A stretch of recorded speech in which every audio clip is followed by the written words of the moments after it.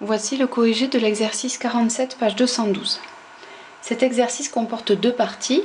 La première dans laquelle on définit un nombre complexe grand Z à l'aide d'un quotient de deux autres nombres complexes.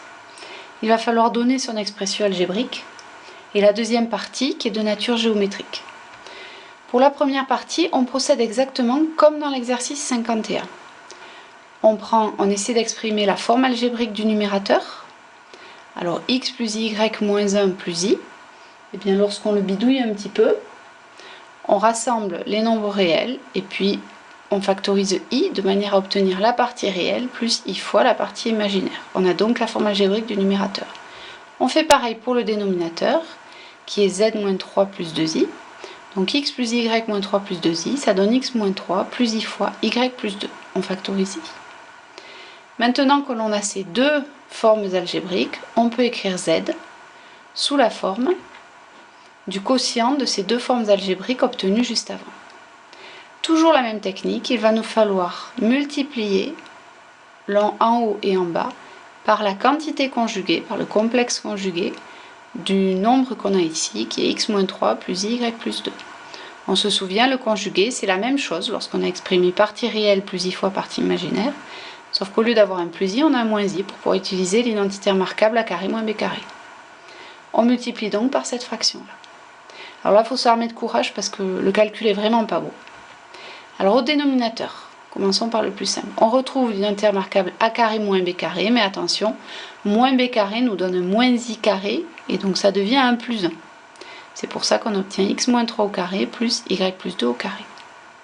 Le numérateur, c'est cette horreur, et il va falloir faire la double distributivité ici, en n'oubliant pas les i. Alors c'est parti, ça se fait.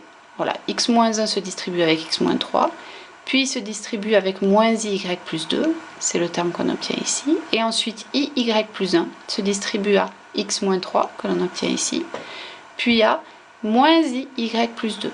J'ai tout écrit, je n'ai pas fait d'astuce de calcul. Alors ce moins i carré va devenir un plus 1, évidemment. Et ensuite on va développer. Alors là j'ai fait plusieurs choses en même temps. J'ai développé toutes les doubles distributivités possibles. Alors j'ai rassemblé tout ce qui allait faire apparaître des parties que des réels. Alors il y a cette double distributivité là, ainsi que celle-là, parce que le i carré valant moins 1, le i va disparaître. Et donc on a du y plus 1 facteur de y plus 2 que j'ai développé, et j'ai obtenu le résultat ici. Ensuite, j'ai pas tout fait en même temps, j'ai pris mon i et je l'ai factorisé devant ceci moins ceci. Regardez bien ce qu'on obtient ici. L'étape suivante, c'est de simplifier ces crochets ici, puis après, on distribuera le i.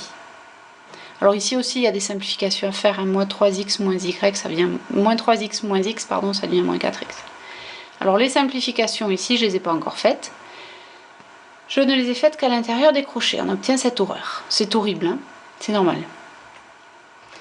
Ah, une fois qu'on a récupéré tout ce qui allait ensemble, c'est quand même beaucoup plus simple.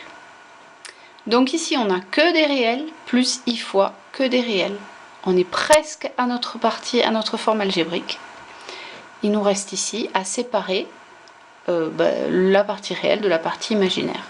Donc ici, nous avons la partie réelle de ce nombre z. Et ici en vert encadré sa partie imaginaire. Et il faut bien les regarder, ces deux expressions, parce qu'elles vont nous servir dans la question 2. Dans la question 2, il faut utiliser enfin la propriété z est un nombre réel si et seulement si sa partie imaginaire est nulle. Ce que j'ai écrit ici, z est un réel si et seulement si, voilà sa partie imaginaire que l'on a obtenue à la question juste avant, est égale à 0. Maintenant, ceci équivaut à le numérateur égal à 0, parce que le dénominateur ne peut pas être nul. Ben non, évidemment, x est différent de 3, ce qui interdit x moins 3 de valoir 0, et en même temps, y est différent de moins 2, ce qui interdit y plus 2 de valoir 0. Or, si on est un peu malin, on reconnaît ici une équation de droite cartésienne, sous la forme moins x moins 2y moins 1 égale 0. Et donc l'ensemble des points tels que z soit un réel, des points de coordonnées x, y tels que z soit un réel, forment une droite dont une équation cartésienne est donnée ici.